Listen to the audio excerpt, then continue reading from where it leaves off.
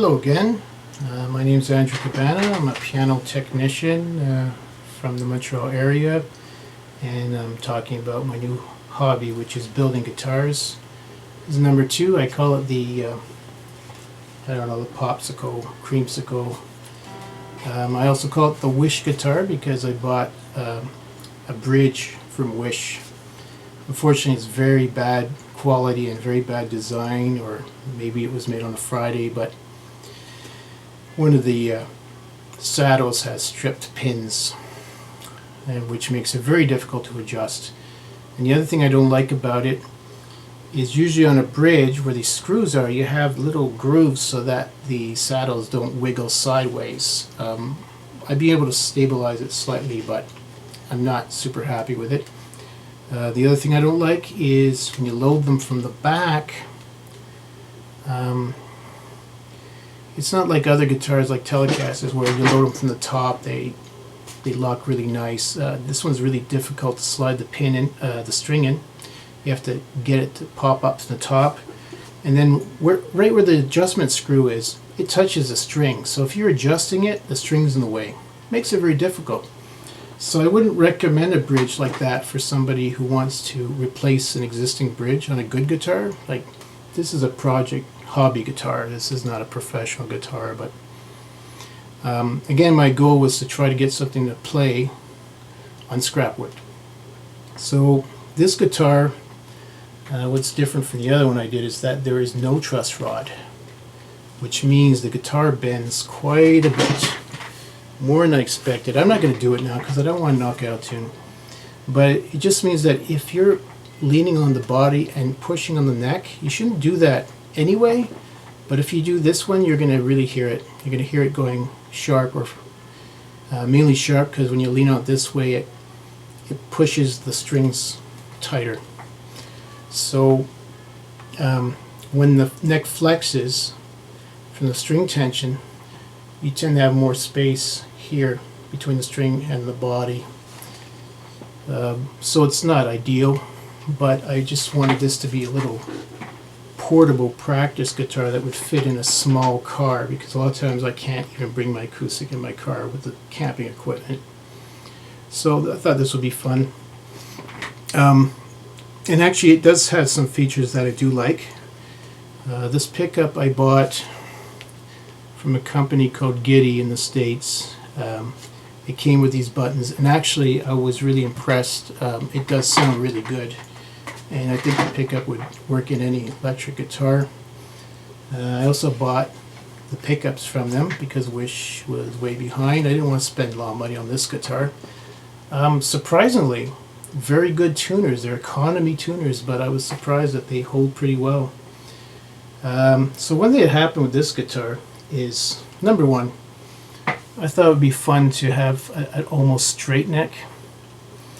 And I put a tension bar here. It's better to have a tilted neck because the purpose of the tilted neck is to keep the string from sliding off the nut, which is this piece. You need to have a good contact between the two ends of the string in order for it to vibrate properly with a good tone. So because I don't have enough of an angle, in fact I don't have any angle, I should have had the pegboard a little bit more back. If you look at a Fender Stratocaster, you see there's a good inch difference. So I wasn't getting good contact with the nut, so I added a tension bar here. Yeah, I thought for cosmetic purposes it looked kind of cool in a ghetto kind of way. It's a cotter pin from a car. I have some of those in my box as well.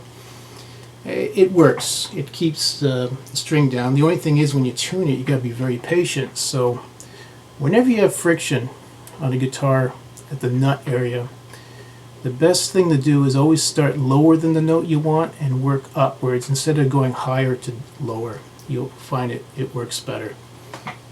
So the other thing about this one, this is the real kicker. Because of this COVID thing, I was waiting for a part on this guitar, and I totally forgot that I had changed the scale, which is the spacing of the frets and according to the length of the string.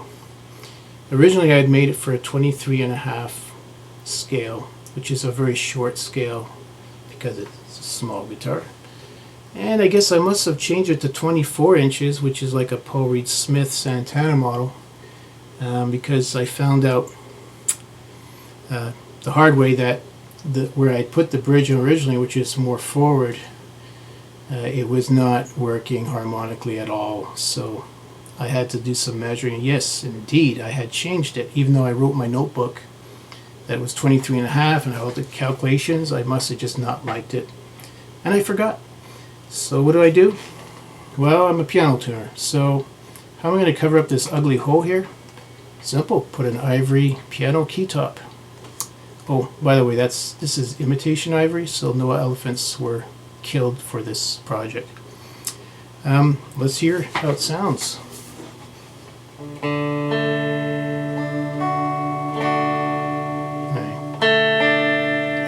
A note's a little sharp, but what do you want? And I bet if I push down on that B string on that same chord, a little wonky, but honestly on my Stratocaster it's not much better. So I could jam with it. I wouldn't do a gig with it because it'd probably go out tune really fast.